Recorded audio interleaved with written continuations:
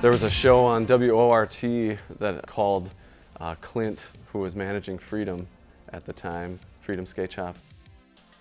He wanted to do a radio show about skateboarding and why it was illegal, and Clint asked me to do the show with him. During that show, someone called in and challenged us to start a petition.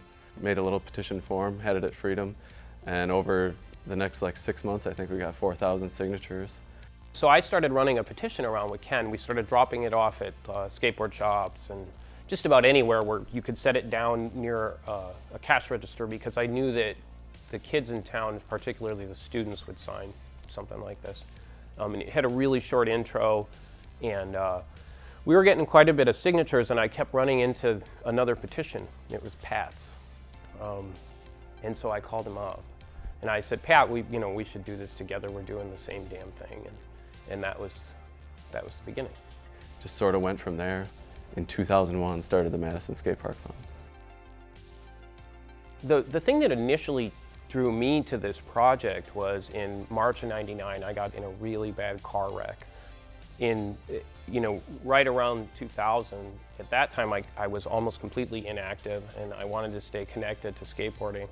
I'd been a sponsored amateur, like a shop-sponsored rider for years, and I had all this time and energy and no way to use it. When things really started to get serious, I guess maybe 5 years ago, before we realized that, this grind of doing shows and benefits and stuff like that really isn't getting us very far. We sort of had a moment of, we're either going to have to really do this or just quit altogether. And to be honest, at that point in time, we had no idea what we were getting into. Started talking to our alders, trying to get the wheels moving on how do we even start building a public skate park. So it was a lot of trial and error at the beginning, but it was a lot of fun. Our first major private funder was the Willie Street Co-op. Austin, who owns Freedom, he mentioned, we make the bowl eggplant shaped and call it the Willie Street Co-op Eggplant Bowl, and they loved that. We'd like to give back to the community as much as we can, and typically it's been festivals and kind of event sponsorships, but this is something that was going to last.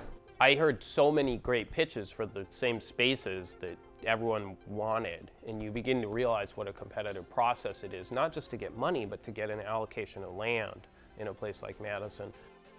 So I kind of came in when they were actually working on getting the land. Dave had such a breadth of knowledge of what was popular and what people liked to ride, because that's all he had done. So Dave is a former pro, and he used to skate with Canton Russell. And Canton is since retired as a pro, but he designs skate parks for a company called ASD Stantec. And so he was adamant that we needed to build one of these plaza-style parks. And then the old guys were like, yeah, with 2 pools on the end. And so I imagine at first you're going to see a lot of the kids will ride mostly just ledges and banks, but over time a lot of them will gravitate into these pools, and then in a couple years, man, those guys are going to be killing that. I wish I could have grown up with a pool like that. So initially, when we found out exact dimensions of our plot of land, that they were really Canton reached out and helped with the design, and he has some connections over the Tony Hawk Foundation. The whole history of the project really comes from a grant we applied for with the Tony Hawk Foundation, and then we were applying for some money from the Goodman Foundation. The Goodman came in right away.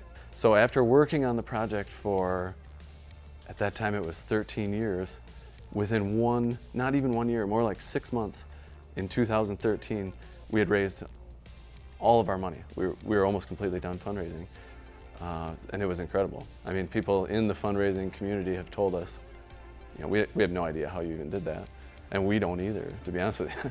It just kind of happened. Well, the park itself is just going to be unique once, it's part of the Central Park that also will have like a view of the Capitol and kind of downtown, close to the campus and everything.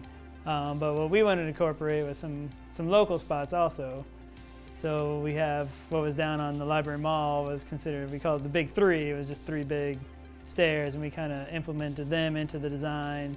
It's nice to have it in the park as kind of a nod to Madison skateboarding past. This skate park is going to help legitimize skateboarding for a lot of people, not just skateboarders, but people in the community that can finally see it and realize, oh, this isn't all, you know, teenagers terrorizing a mall somewhere or something, skateboarding around like you'd see in some movie from the 80s.